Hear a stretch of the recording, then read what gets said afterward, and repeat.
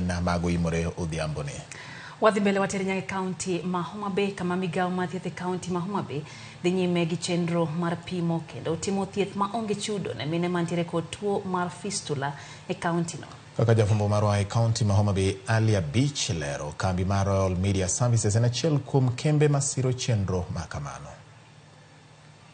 Wadake udi makata sama wan ka nitie mana jomo donge udi nekech luoro ni wi kuot to wi kuot gi kare gimonego thiedhi. Tuo mar fistula en tuo ma ikelo kod barruok mar dhood nyuol mawegi kod songa mar tuo ma kamano ma bende miyo oko maduong' kod matin thoro pusore negi ma ok ginyal gayo. Kaka yor konyo mine mani kod tuo no, bad migao ma thieth e sirikand kaonti ma Homa Bay kao makore kod kembe mamoko kamoting'o od fwambo weche mar Royal Media Services dhi nyime kod timo pim kod chiwo thieth nono maonge chudo ne mine manitie kod tuo mar fistula e kaonti ni. E kar od thieth maduong' ma Homa Bay warado kod moko kuom mine mani kod tuo mar fistula.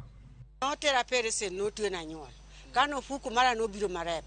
Ka nyuolo nyora 14. Koro notuo na nyuol to ling kabisa. Koro kachaka neno ka gino koro bira. Koro kang'en to gima ne kele. Ofuku mane rep chamane mi obiro koso no obiro nang'o. Wasetagora gi tuo nigne mang'eny koro higa 20. Kane ok ayudo kata kaka na nyalo thiedhora. Gi tuo bende an gi tuo mar onding gi ich. Koro onge kaka nyalo tiyo kata e puotha. Ni no obiro kana adhiya oko sate. Awinja kodhi oko sate. Koro mano koro kadhi e kind ji to koro adung. Koro kabed maber. Mina gi lero midhiero ma tuo mar fistula osekelo negi kaluwore gi akwede ma giyudo e kind oganda kendo miyo gi wich kuot ma ok nyal bedo kama ji ochokore. Tuono osechanda ndalo mang'eny. Kana ok ang'e ni en gima inyalo thiedhi. Koro kanya awinjo lendo e redio. Ta winjo lendo ni en gima inyalo thiedh mondo obi Homa Bay ka. Gima tuoni osebedo katimona en olo pi. Iola pi seche ma sate. Sami dwa ni ol pi to olo pigni owuok nyaka oko maduong'. Koro tuoni osemiya wich kuot makata kanisa ok adhi. Ti aneno wich kuot. Kadhi kama ji nitie awinjo wich kuot mang'eny nikech awinjo ka dung. Koro chunya ng'isa mana beda gi chien kucho. Koro adwokero kamane ka Nyasaye oyie ne jomo okelo dakteche ma nya thiedho tuo mar fistula. Nyasaye koyie to riworego mondo changwa. Beatrice Ogutu ma en jalony e tuo mar fistula wacho ni tuo mar fistula nyalo geng' ka okwayo joma mine mani kod tuo ni mondo wuog oko kik wich kuot neg-gi.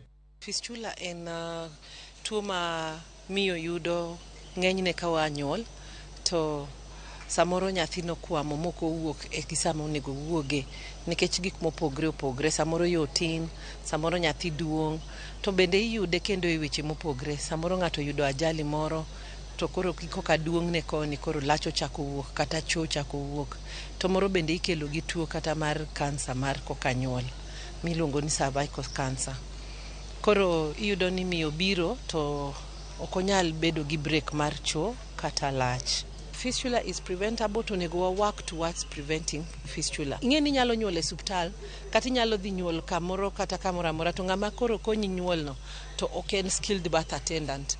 Mane gima wawacho maduong'. Chenro mar timo pim kod chiwo thieth ne joma mine mani kod tuo mar fistula e kaonti ni osebedo ka dhi nyime kendo rumo ayanga giko juma ni ka nyaka sani mine maromo 35 dhi nyime giyudo chenro mag thieth nono maonge chudo bang' kane oseyud gi kod tuo mar fistula.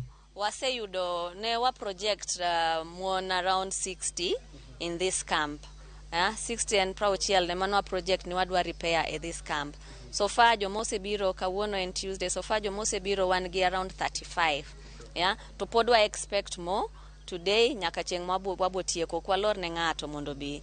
Yes, to koro statistics mang'eny ma wadwa ng'eyo. Stani gine motimore mokwongo e Homa Bay County ka. Poko timore ga. Koro wadwa neno ni wadwa kwayo mon mondo wabi gibi mang'eny mondo wang'igi ka wabo surpass target ma wabo dhi yudo no. Chenro mar menyo kendo thiedho mine mani kod tuo mar fistula osebedo ka dhi nyime e ute thieth mopogore mantiere kaonti ma Homa Bay ka. Jolony wacho ni tuo nyalo thiedhi ka gikwayo mine ma samoro wich kuot nego to nigi tuo ni mondo wuog oko many kaka nyalo konygi. Alia Beach, Ramogi TV, Homa Bay.